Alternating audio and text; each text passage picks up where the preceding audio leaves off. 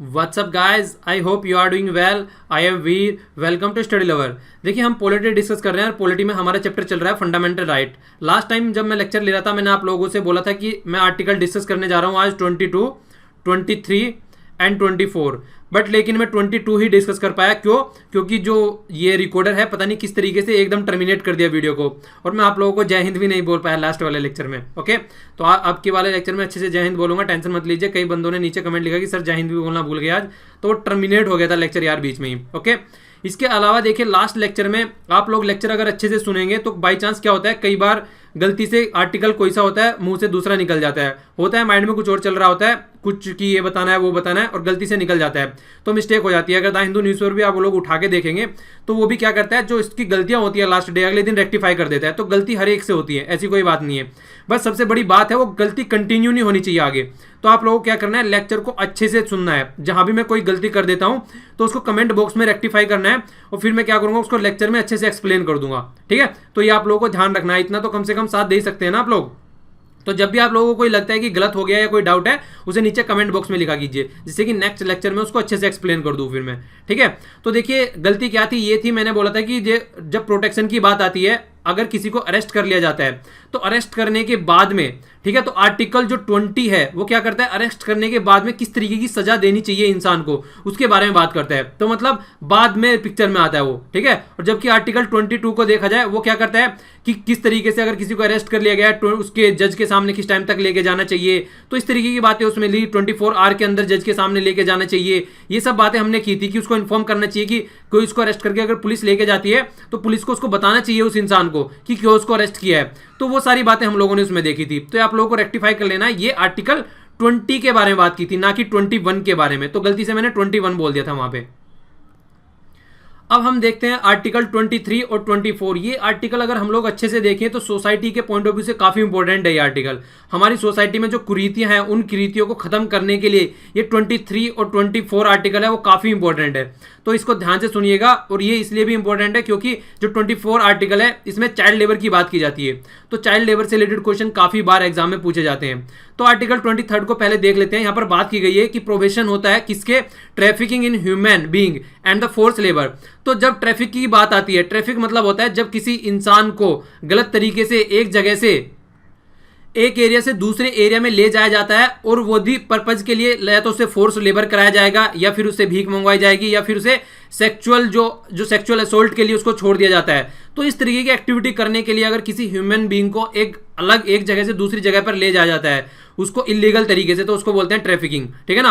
और force labour तो आप लोग समझते ही हैं, जबरदस्ती किसी से कोई काम करवाना। यहां पर आप लोग चाइल्ड लेबर का भी काम दे सकते हैं, जिस तरीके से बच्चों से काम कराया जाता है कई बार, तो उसको भी फोर्स लेबर बोलते हैं।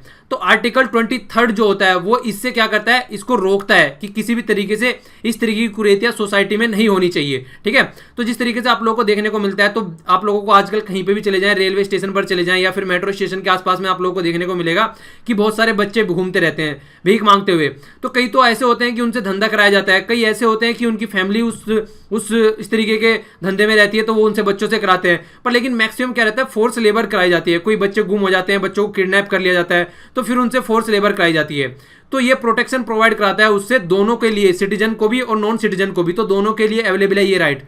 तो आप लोगों को ये राइट याद रखने, कई बार पूछ लिया जाता है कि कौन सा हमारे सिटीजन के लिए है और कौन सा नॉन सिटीजन के लिए है। तो ये मैं हर आर्टिकल में बताता हुआ चल रहा हूं, तो आर्टिकल आप लोगों को ध्यान रखना है। ठीक है, इसके आगे देखिए क्या बोला गया है कि ये आर्टिकल जो है ये प्रोटेक्ट करता है, ऐसा नहीं कि स्टेट से ही प्रोटेक्ट करता है। जिस तरीके से हमने लास्ट आर्टिकल में देखा था, सब में क्या होता था कि स्टेट कोई गलत स्टेप ना उठा ले सिटीजन के अगेंस्ट में, अरेस्ट करके ले गए, वैसे ही पिटाई कर रहे हैं या कुछ ऐसा कर दिया, देश से निकाला दे दिया, मतलब इस तरीके की कोई एक्टिविटी अगर स्टेट करता है तो वो वाले आर्टिकल फंडामेंटल राइट प्रोटेक्शन करा देते।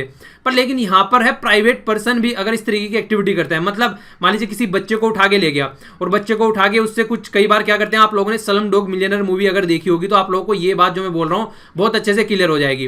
और अगर किसी ने नहीं देखी है तो खासकर ये मूवी, इस तरीके की मूवी तो देखा करे कम से कम, जिससे आप लोगों को समझ में आए कि एक्चुअल में सोसाइटी में चलता क्या है। तो वहां पे क्या करते थे, बच्चों को किडनैप करके लेके आते थे और उन बच्चों को फिर गलत धंधे में डाल दिया जाता था। किसी की आंखें फोड़ दी जाती थी, किसी के हाथ तोड़ दिए जाते थे, किसी का पैर काट दिया जाता था, तो फिर उससे भीख मंगवाई जाती थी।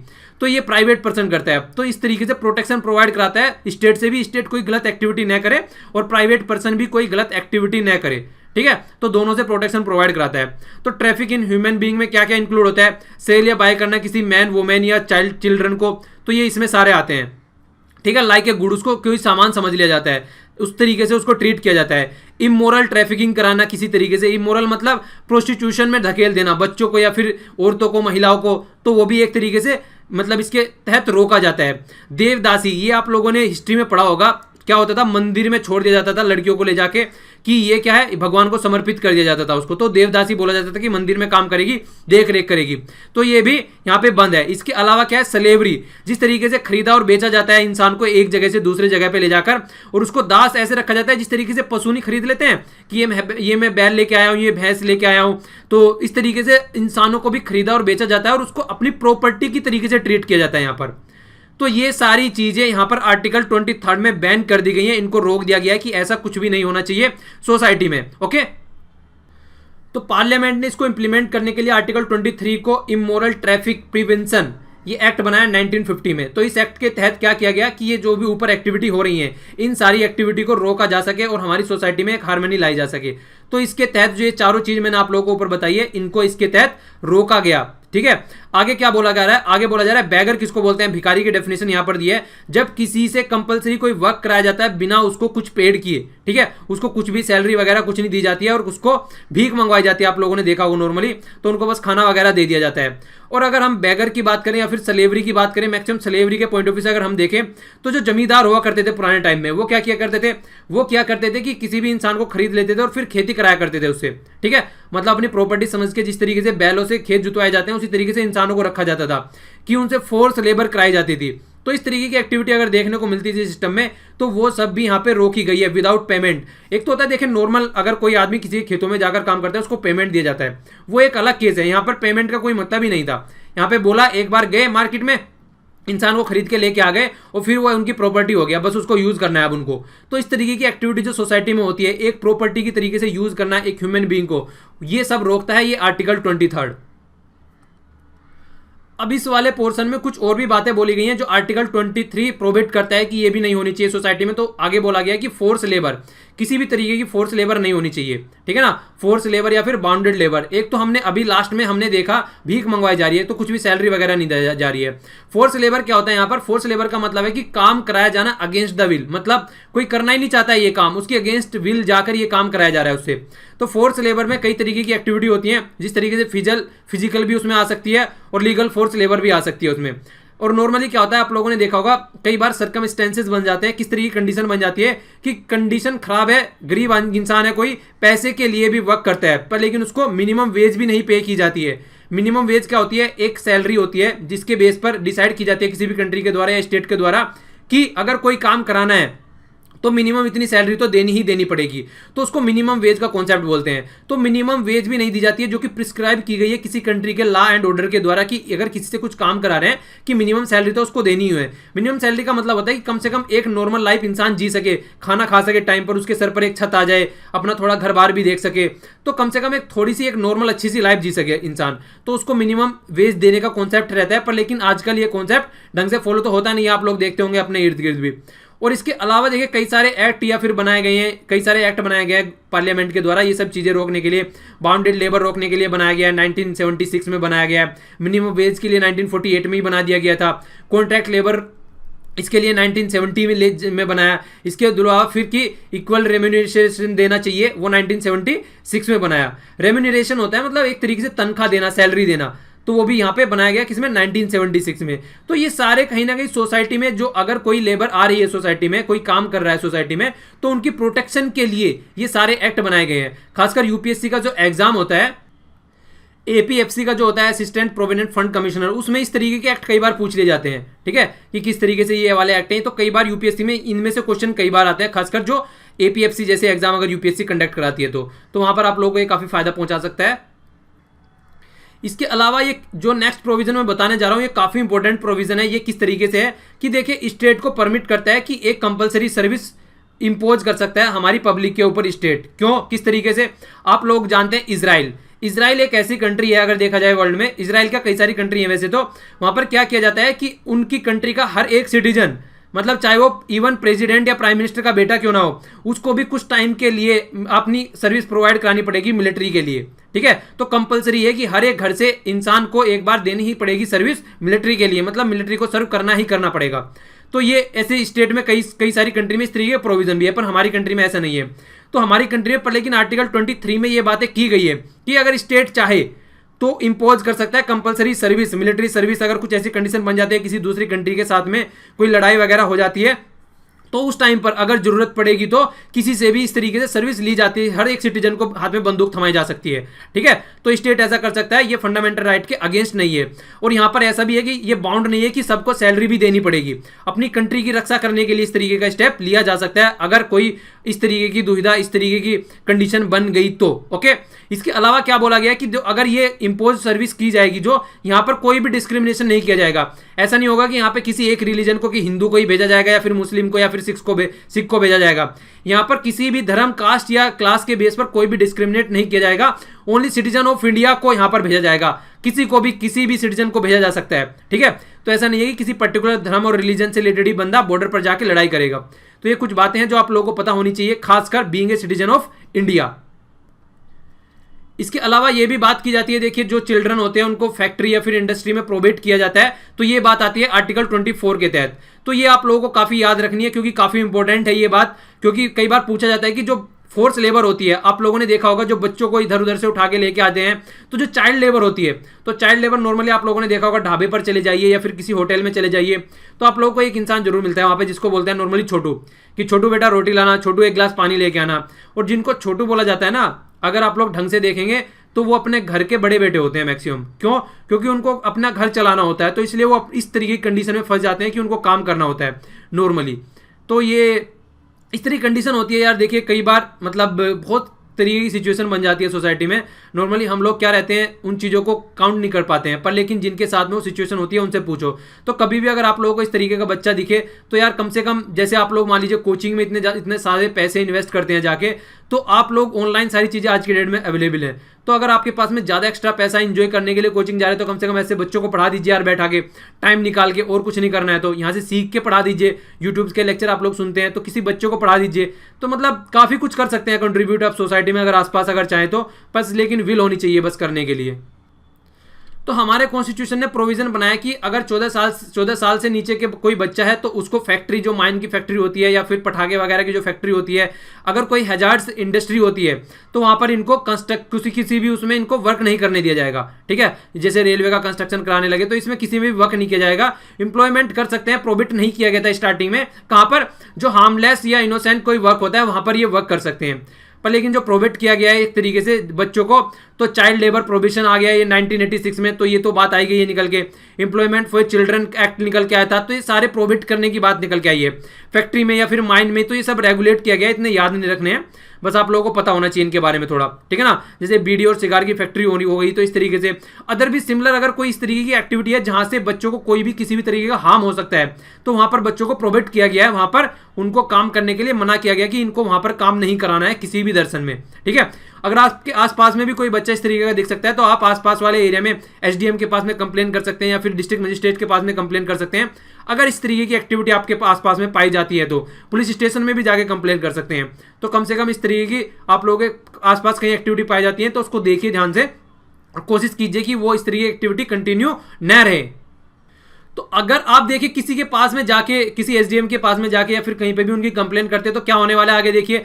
तो सुप्रीम कोर्ट के डायरेक्शन के द्वारा अगर कोई इस तरीके का बच्चा पाया जाता है, तो जो वहां पर उसको काम दे रहा है तो उसको 20,000 रुपए देने पड़ेंगे बच्चे को। ठीक है, बच्चे को जो काम दे रहा है उस टाइम पे जो बच्चे से काम करवा रहा है, तो फाइन के तौर पर 20,000 रुपए डिपॉजिट करने पड़ेंगे उससे, और बच्चे को रिहेबिलिटेशन सेंटर में भेजा जाएगा। ठीक है, उसकी पढ़ाई वगैरह की जाएगी, उसका देखभाल रखा जाएगा, तो कम से कम वहां से तो कम से कम अच्छी जगह पे पहुंची जाएगा जिस कंडीशन में उस टाइम पे होगा। इसके अलावा डायरेक्शन दी जाएगी, इंप्रूवमेंट किया जाएगा किस तरीके से एजुकेशन में, हेल्थ में या फिर न्यूट्रिशन के लिए उसको जो भी फायदा पहुंचाया जाए, बच्चे की देखभाल अच्छे से की जाएगी। इसके बाद में एक्ट भी निकल के आया, protection of the child act 2005। इसके तहत क्या किया गया, इसके तहत काफी अच्छे लेवल पर जाके चीजों को सही किया गया, जो कि अगर यहां पर देखा जाए तो वो बातें अवेलेबल नहीं थी पहले। जो जितने भी एक्ट निकल के आए वहां पर कई सारी चीजें एक नॉर्मल तरीके से छोड़ दी गई थी कि अगर बच्चा हैजार्ड्स इंडस्ट्री में वर्क करेगा तो सही है, अगर हैजार्ड इंडस्ट्री में वर्क नहीं कर रहा है तो उसको काम करने दिया जाता था। तो ये हमने अभी लास्ट वाले उसमें देखा। पर लेकिन जब ये 2005 में एक्ट निकल के आया तो तब कई सारे स्टेप लिए गए, जैसे कि एक तो ये बनाया गया कि नेशनल कमीशन और स्टेट कमीशंस बनाए गए प्रोटेक्शन करने के लिए चाइल्ड राइट्स को, ठीक है। चिल्ड्रंस के लिए कोड बनाए गए कि जहां पर अगर कोई इस तरीके की एक्टिविटी पाई जाती है तो उसके खिलाफ ट्रायल कर सके वहां पे जो भी इस तरीके का वायोलेशन करता है इन सब एक्ट का। इसके बाद में क्या किया गया, जो डोमेस्टिक सर्वेंट्स होते हैं वहां पे भी बैन कर दिया गया। जो बच्चे होते हैं जैसे बिजनेस होते हैं, होटल वगैरह हो गए, ढाबे, रेस्टोरेंट, शॉप, फैक्ट्री, रिजॉर्ट, यहाँ पर आप लोगों ने देखा होगा, या फिर इस तरीके कहीं पे भी कोई भी इस तरीके की एक्टिविटी पाई जाती है तो सब जगह यहाँ पर भी बैन कर दिया गया, जो कि 2005 में जो एक्ट निकल के आया। तो यहाँ पर देखिए एक अच्छे लेवल पर आप पहुंच रहा है, जैसे स्टार्टिंग में कुछ बातें होती है तो फिर उसको और अच्छे लेवल पर इंप्रूव कर करके आके लेके आया जाता है। इसके अलावा अगर कोई भी बच्चे को काम देता है, 14 साल के बच्चे, 14 साल तक के बिलो के बच्चे को, तो फिर उसके तहत अच्छे एक्शन लिए जाएंगे, प्रोसिक्यूट भी किया जा सकता है उसको, ठीक है, उसके ऊपर पेनल्टी भी लगाई जा सकती है। तो ये सारी बातें निकल के आ रही है, सीधा सीधा बच्चों को प्रोटेक्ट करने की बात है यहाँ पर, किसी भी तरीके से बच्चे को प्रोटेक्ट करना है। इसके बाद में फिर आगे चल के और चीजें देखी गई और तो फिर और इंप्रूव किया गया इसको। तो 2012 में यूनियन कैबिनेट ने अप्रूव किया complete ban on employment children below 14 year all the occupation. तो कोई भी ऑक्यूपेशन या कोई भी प्रोसेस होता है तो वहां पर सबको इनको बैन कर दिया गया, किसी भी बच्चे से काम नहीं कराया जाएगा। और जो child labour probation and the regulation act था 1986 उसको भी अमेंडमेंट किया गया। तो उसको अमेंडमेंट किया गया कब, 2012 में। तो उसका नाम चेंज करके क्या कर दिया गया फिर, child and the adolescence labour probation act. तो किसी भी किशोर से कोई भी काम नहीं कराया जाएगा। तो 14 साल से नीचे के बच्चे को एम्प्लॉयमेंट नहीं किया जाएगा हजार्ड्स इंडस्ट्री में, ऑक्यूपेशन इसी तरीके से कुछ भी वर्क नहीं किया जाएगा। और कंडीशन भी रखी गई कि रेगुलेट किया जाएगा, अगर नॉन हजार्ड्स ऑक्यूपेशन है कहीं पर वहां पे भी उसको रेगुलेट किया जाएगा। इसके अलावा क्या बोला गया, देखिए यहाँ पर एक सजेशन और दिया गया था कि जो एज है वो बढ़ाकर 14 से 18 भी कर दो। तो ये भी यहाँ पे बातें की गई थी इस एक्ट के तहत, ओके। और इसके बाद में क्या हुआ, जो मिनिमम पनिशमेंट है वो भी बढ़ा दिया गया, पहले 1 ईयर था अब 2 ईयर कर दिया गया। और जब हमने देखा था यहाँ पर कितना था, वो 20,000 था, ठीक है ना। नहीं, पुराने वाले एक्ट में तो इसमें तो 2000 था जो 86 की बात कर रहे हैं, पर लेकिन बीच में 20,000 भी हो गया था, ठीक है, 2005 के हिसाब से। पर लेकिन यहाँ पर जो एक्ट की बात की जा रही है वो 1986 की जा रही है, तो उसमें टाइम पे कितना था, ये शायद 20,000 ही था। यहाँ पे इसको देख लीजिएगा, शायद गलती हो गई है यहाँ पे, इसको चेक करूंगा मैं एक बार, ठीक है ना। वैसे इतना याद रखने की कोई फैक्ट जरूरी नहीं है, आप याद रखते हैं फिलहाल अगर कि 50,000 तक आप पहुंच गई है लिमिट, ठीक है। तो बोथ भी हो सकता है, पनिशमेंट भी हो सकता है और ये भी हो सकता है, दोनों चीजें आ सकती हैं यहाँ पर। तो ऑफेंस भी रेज किए गए हैं, 3 साल तक भी इंप्रिजनमेंट किया जा सकता है। अगर और ज्यादा रिपीटेड ऑफेंस कर रहा है, एक बार अगर सजा काट के आ गया फिर से कर रहा है तो 3 साल तक भी उसको इंप्रिजनमेंट में रखा जा सकता है। तो देखिए कहीं ना कहीं हमारी सोसाइटी को अच्छी सोसाइटी बनाने की तरफ को ये बढ़ रहे हैं सारा, और फोकस यही किया जा रहा है कि बच्चे जो हैं, देखिए बच्चे जो छोटे होते हैं, ये बोला जाता है कि बच्चे जो होते हैं वो एक ब्लैंक शीट की तरीके से होते हैं, ठीक है, कोरे पेपर की तरीके से होते हैं। तो उस टाइम पर अगर उनको एजुकेशन अच्छी दे दी जाती है, उस टाइम पर अगर उनके बारे में सोचा जाता है तो उनको एक अच्छे लेवल पर पहुंचाया जा सकता है और हमारी सोसाइटी को आगे अच्छे लेवल पर पहुंचाया जा सकता है, क्योंकि बच्चे ही नींव होते हैं किसी भी कंट्री के लिए। तो अगर हमको ये नींव स्ट्रांग बनानी है तो हमको बच्चों की देखभाल करनी पड़ेगी। तो बस देखिए मेरा आप लोगों से यही गुजारिश रहती है, अगर आसपास में कोई भी बच्चा दिखे तो उसको पढ़ा दीजिए। अगर कुछ भी आप सीखते हैं, कुछ भी जानते हैं, कम से कम 1 घंटा निकाल के तो यार आसपास वाले बच्चों को आप लोग पढ़ाई सकते हैं, इतना तो आप लोग कर ही सकते हैं। और इतनी सारी चीज़ें अवेलेबल है आज की डेट में, आपके पास में मोबाइल भी है, ये लेक्चर जिस तरीके से आप लोग देख रहे हैं, तो पढ़ाइए, लोगों को शेयर कीजिए चीज़ों को जितना कर सकते हैं। तो अपनी सोसाइटी को एक अच्छी सोसाइटी बनानी है हम लोगों को मिलकर, ओके। तो ये आप अपने आसपास सफाई रखिए, पानी और देखिए पेड़ वगैरह भी सेव कीजिए अच्छे से। तो thanks a lot for listening, आज के लिए इतना ही। जय हिंद आज के लिए, और जय हिंद लास्ट वाले लेक्चर के लिए। तो दोनों के जय हिंद भी कंप्लीट हो गए आपके, ओके। चलिए फिर एंजॉय कीजिए और खुश रहिए।